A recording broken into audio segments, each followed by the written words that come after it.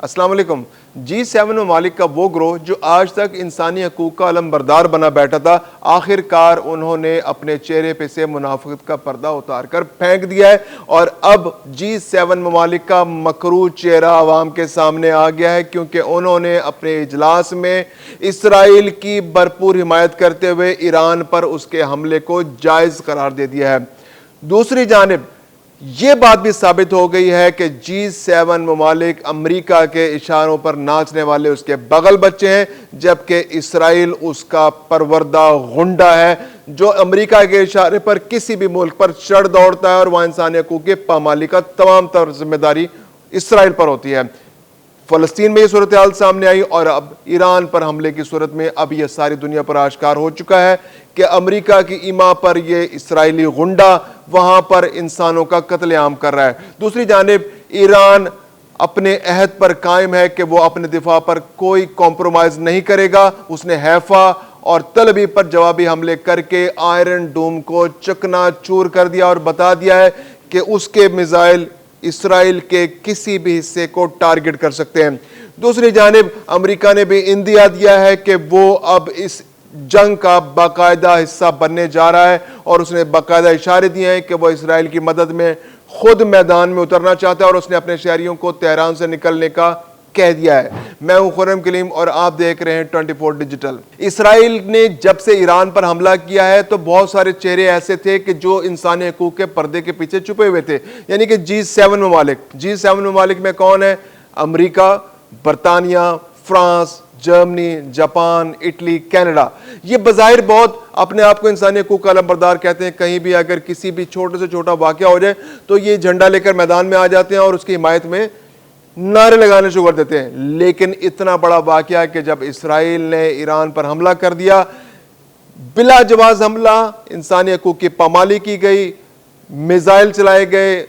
ان کے فوجی سربراہان کو قتل کر دیا گیا، ان کے سیاسی قیادت کو نقصان پہنچانے کی کوشش کی گئی، ان کے پاسداران کو قتل کر دیا گیا، ان کے سائنسدانوں کو قتل کیا جا رہا ہے، اور روزانہ کی بنیاد پر قتل کیا جا رہا ہے۔ یعنی اگر ایک آرمی چیف کا قتل ہوا ہے، اس کی جگہ جو آرمی چیف بنا اگلے دن اس کا قتل کر دیا جاتا ہے۔ ایٹمی سائنسدان 6 قتل ہوئے تو اس کے بعد جن لوگوں نے ان کی ذمہ داریاں سنبھالی ان کو قتل کر دیا گیا۔ یعنی ایران کے اندر کوئی بھی شہری اسرائیل کی جارحیت سے محفوظ نہیں ہے، اور اس کی حمایت میں کون کھڑا ہے؟ امریکہ اور G7 ممالک۔ G7 ممالک نے کل ایک اجلاس میں اسرائیل کی مکمل حمایت کا اعلان کیا ہے، اور کہا ہے کہ اس کو اپنے حق دفاع کا مکمل حق حاصل ہے۔ یعنی دنیا میں صرف ایک ملک ہے جس کو دفاع کا حق حاصل ہے، اور باقی دنیا کے کسی ملک کا دفاع کا حق حاصل نہیں ہے۔ اور وہ ملک کون سا؟ اسرائیل۔ اسرائیل جب چاہے، جس وقت چاہے،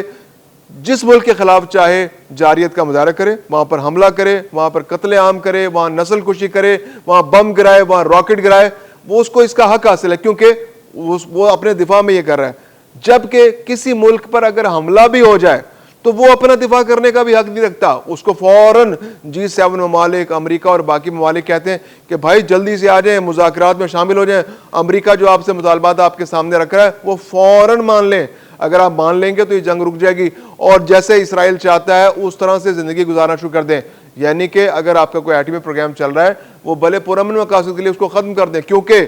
اسرائیل جو ہے اس کو رات کو ڈرانے خواب آتے ہیں کہ آپ کہیں ایٹم بم نہ بنا لیں۔ حالانکہ IAEA اس بات کی توثیق کر چکا ہے، اور کئی دفعہ توثیق کر چکا ہے، اور ایران اور IAEA کا کولیبریشن یعنی سپرویژن کے اندر، IAEA کے سپرویژن کے اندر جو ہے وہ ایران کا یہ منصوبہ چل رہا ہے۔ جب کبھی چاہتا ہے IAEA ان جو انسٹالیشنز ہیں ان کا دورہ کر سکتا ہے، لیکن اس کے باوجود اسرائیل کی ایما، امریکہ کی ایما، اسرائیل کی فرمائش، G7 ممالک کی سپرویژن کے اندر IAEA نے یہ قرارداد منظور کی کہ ایران یورینیم افزودہ کر رہا ہے۔ یعنی کہ ایک جھوٹ کا پلندہ، ایک ایسا جھوٹ جس کا کوئی نہ سر ہے نہ پیر ہے، اور اس کی بنیاد پر اسرائیل نے ایران پر حملہ کر دیا۔ ایران میں 227 سے زیادہ شہری اب تک جاں بحق ہو چکے ہیں، ہزاروں زخمی ہیں۔ تہران کا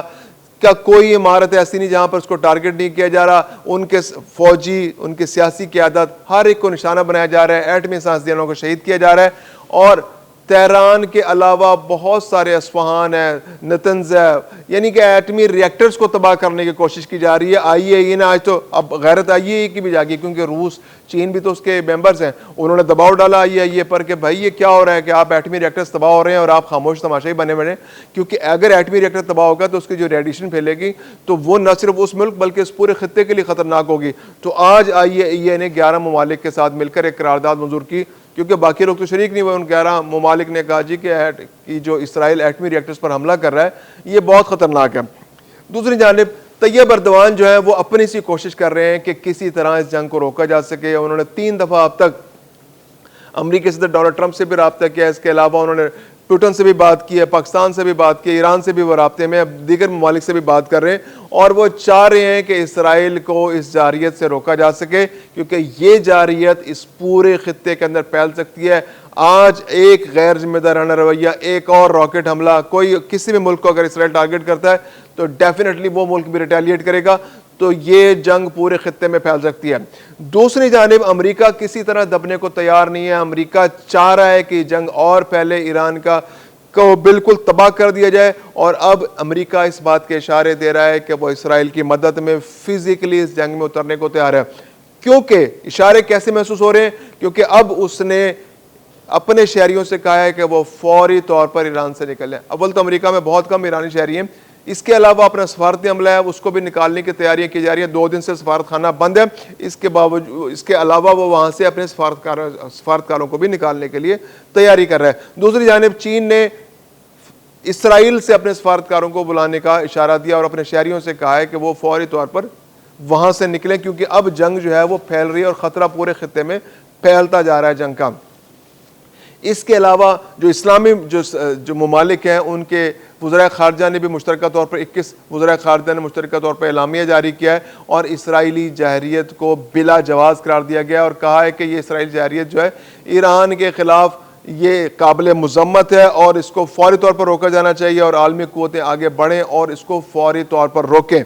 لیکن جو طاقتور ہے اس کے سامنے کسی کی نہیں چل رہی۔ امریکہ اور G7 ممالک انہوں نے اس پورے دنیا کے وسائل پر قبضہ کر رکھا ہے۔ امریکہ چاہتا ہے کہ جس طرح اس نے عرب ممالک کے وسائل پر قبضہ کیا ہے اسی طرح وہ ایران کے وسائل پر بھی قبضہ کرے، ایران اس کے سامنے گھٹنے ٹیک دے، جو مذاکرات امریکہ کرنا چاہ رہا ہے وہ مذاکرات کامیاب ہو۔ کیونکہ اگر ہم برطانوی، امریکی، ویسٹرن میڈیا کی بات کریں تو صرف 2 الفاظ ہیں جن کی بازگشت سنائی دیتی ہے،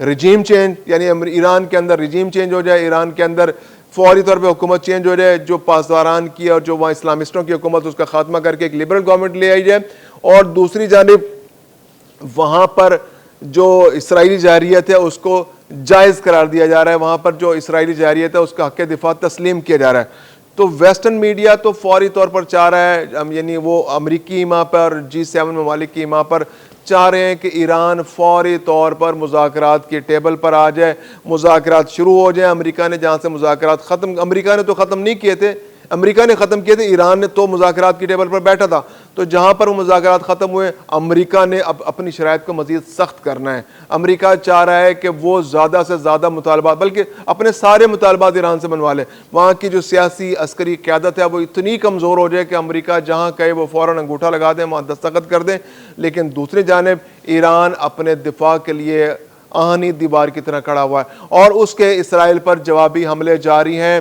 آئرن ڈوم تباہ ہو چکا ہے، آئرن ڈوم غیر مؤثر ہو چکا ہے، اب تک 24 اسرائیلی ہلاک ہو چکے ہیں، اس کے علاوہ 600 سے زائد اسرائیلی زخمی ہیں۔ حیفا کا علاقہ جو ہے اس کو وہاں پر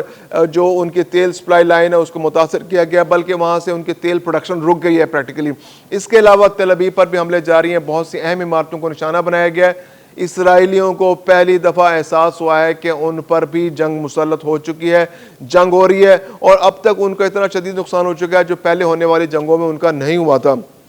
تو اسرائیل کے اندر بھی خوف و ہراس کی فضا ہے۔ تو یہ ساری صورتحال میں امریکہ اور اس کے بغل بچے اور اسرائیل اپنی منافقت کا پردہ چاک کر کے اب کھل کر سامنے آ گئے ہیں اور انہوں نے ایران کے سامنے اپنے مطالبات رکھ دیے ہیں کہ آپ اگر ایران جو یورینیم افزودگی کا معاہدہ امریکہ کے ساتھ جو چل رہا تھا، اگر اس پر آپ دستخط نہیں کریں گے تو یہ جنگ ختم نہیں ہوگی اور یہ جنگ مستقل آپ پر مسلط رہے گی جب تک کہ آپ کو تباہ نہیں کیا جاتا۔ دوسری جانب ایران بھی ڈٹ کر کھڑا ہے اور پیچھے ہٹنے کو تیار نہیں ہے۔ میں ہوں خرم کلیم اور آپ دیکھ رہے ہیں 24 ڈیجیٹل۔